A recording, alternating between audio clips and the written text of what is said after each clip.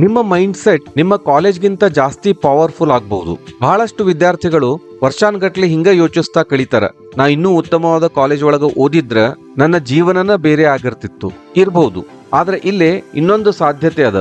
ಬಹುಶಃ ಅಷ್ಟು ದೊಡ್ಡ ವ್ಯತ್ಯಾಸಕ್ಕ ಕಾಲೇಜು ಎಂದೂ ಕಾರಣ ಆಗಿರ್ಲಿಕ್ಕಿಲ್ಲ.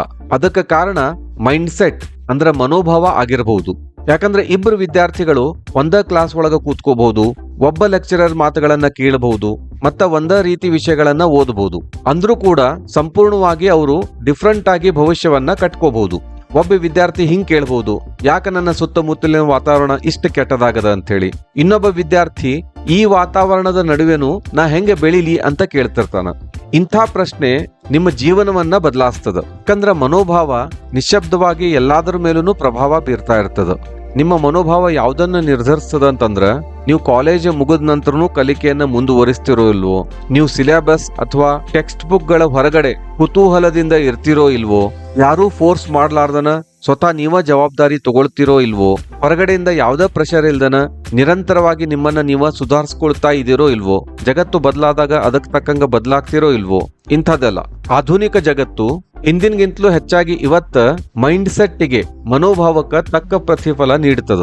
ಯಾಕಂದ್ರೆ ಇನ್ಫಾರ್ಮೇಶನ್ ಈಗ ಎಲ್ಲಾ ಕಡೆ ಸಿಗ್ತದ, ಆದ್ರ ಶಿಸ್ತು ಅಪರೂಪ ಆಗ್ಯದ, ನಿರಂತರ ಪ್ರಯತ್ನ ಅಪರೂಪ ಆಗ್ಯದ, ಆಳವಾದ ಆಲೋಚನೆ ಅಪರೂಪ ಆಗ್ಯದ. ಸಾಕಷ್ಟು ಜನ ಒಳ್ಳೆ ಕಾಲೇಜು, ಒಳ್ಳೆ ಅಪಾರ್ಚುನಿಟಿಗಳು, ಒಳ್ಳೆ ಸಮಯಕ್ಕಾಗಿ ಕಾಯ್ತಾ ಇರ್ತಾರ. ಅದು ಸಿಗದೆ ಹೋದಾಗ ಅದನ್ನ ಹಳಿತಾ ಇರ್ತಾರ.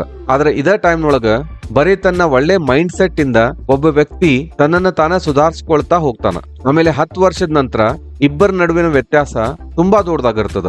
ಒಬ್ಬ ವ್ಯಕ್ತಿ ಜಾಸ್ತಿ ಅದೃಷ್ಟವಂತ ಆಗಿದ್ದ ಅನ್ನೋ ಕಾರಣಕ್ಕಲ್ಲ, ಬದಲಾಗಿ ಅವ ಯಾವ್ದಕ್ಕೂ ಕಾಯ್ತಾ ಕೂತ್ಕೊಳ್ಳಿಲ್ಲ, ಯಾವುದೇ ಪರಿಸ್ಥಿತಿ ಒಳಗೂ ಸದಾ ಬೆಳೀತಾ ಹೋಗ್ತೀನಿ ಅನ್ನೋ ಮನೋಭಾವ ಇಟ್ಕೊಂಡ ಕಾರಣಕ್ಕ. ನಿಮ್ಮ ಕಾಲೇಜು ನಿಮ್ಮ ಸ್ಟಾರ್ಟಿಂಗ್ ಪಾಯಿಂಟ್ ಮೇಲೆ ಪ್ರಭಾವ ಬೀರಬಹುದು, ಆದ್ರೆ ನಿಮ್ಮ ಮನೋಭಾವ ನೀವು ತಲುಪಬೇಕಾದ ಗುರಿಯನ್ನ ಸಂಪೂರ್ಣವಾಗಿ ಬದಲಾಯಿಸಬಲ್ಲದು.